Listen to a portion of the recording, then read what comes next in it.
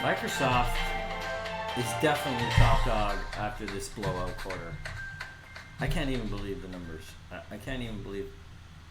They're hard to comprehend. They're so good, and they're so big.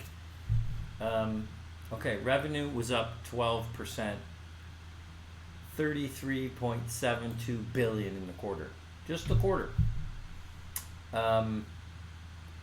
Expectations were for 32.77 billion, so that was a 2.9% beat.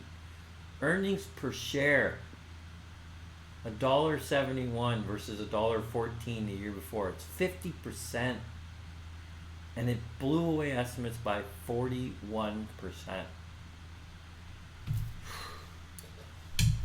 I can hardly contain myself when I look at these numbers.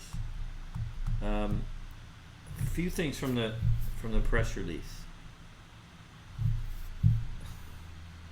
Microsoft's gains in the past 2 fiscal years largely have come from booming growth for its cloud computing product, Azure, which rivals Amazon Inc.'s Amazon Web Services.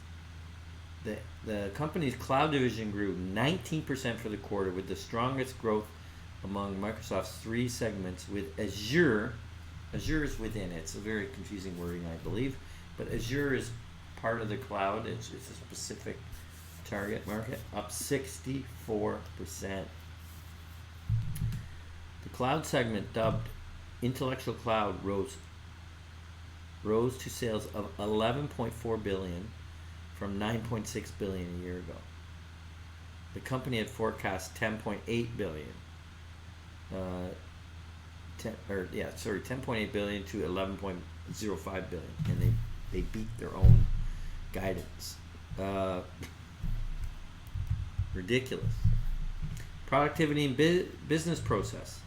The segment that includes LinkedIn, Office, and other cloud software products recorded revenue of 11 billion, up 9.67 billion, up from 9.67 billion a year ago. LinkedIn was the big reason. As Microsoft said, revenue for professional networking site grew 371 million year over year, or 25%. This is all sustainable business. This is all repeatable business. It's not quite like a LinkedIn isn't quite recurring revenue, but pretty close. This is stunning. I mean, it's just stunning. It just goes on. It goes on and on. Here's a reputable, one of the big analysts, Dan Ives from Wedbush.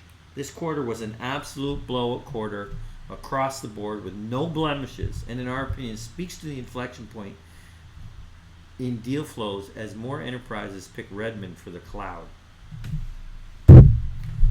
This is like moving everything over to the cloud, like the Office and all that other stuff, and charging fees on an annual basis. It's more sustainable.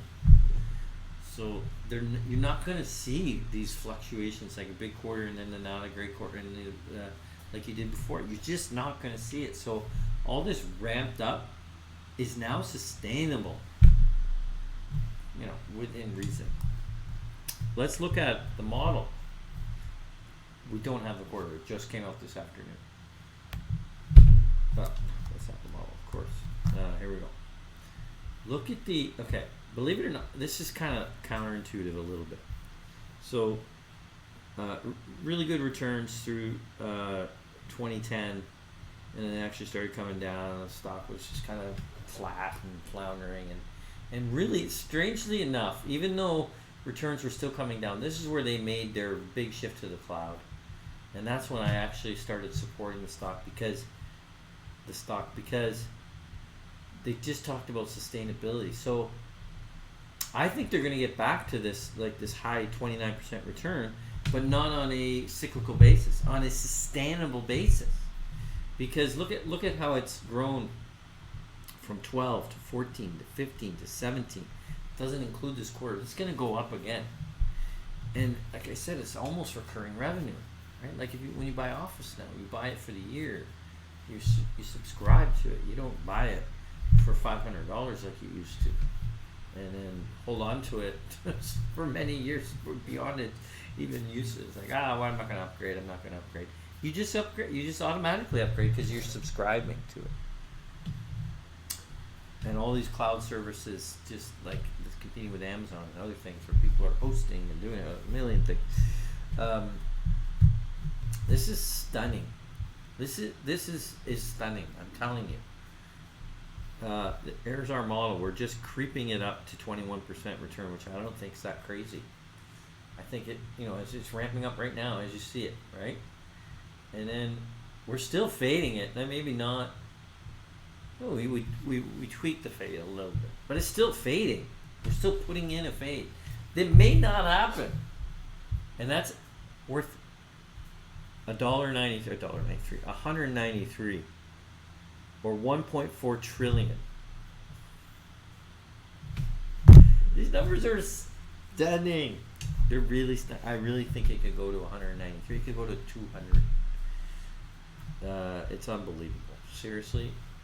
This is just remarkable. There's a dividend yield of 1.29%. Let's see the dividend chart. It's going to be ridiculous. Yep. So I know it's not a big dividend, but it keeps growing. Can they pay it? Easily. That's what the green is, the cash flow from ops. They're paying 36%. No problem. As you can imagine, the balance sheet's pretty darn good. 89 million. No, wait. No, sorry. The numbers are so big I can't even read them. 89 billion. But it's a $1 trillion market cap. It's still a fraction of the... Oh my god, I can't even... It's not even 10%. Not even 10% of their total capital is debt. And even though it's 89 billion. Like I said, these numbers, you can't even comprehend them. Like...